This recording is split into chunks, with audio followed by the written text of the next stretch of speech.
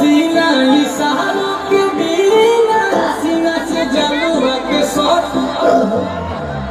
होला रे रानी गरम जवानी पानी पिए लुगाटा घट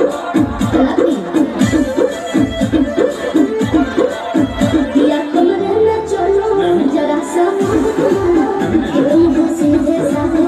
मैं हूँ ठमक चलो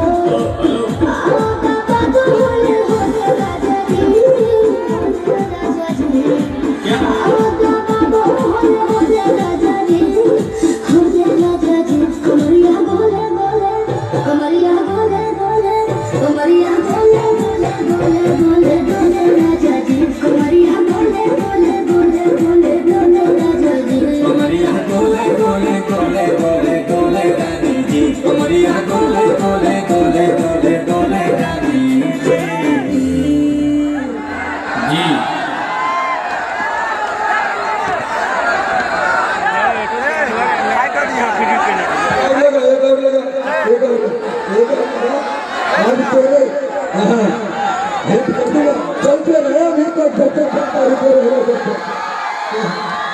जब तक जनता डटे रहेगा तुम लोगों को मंच से भागना नहीं।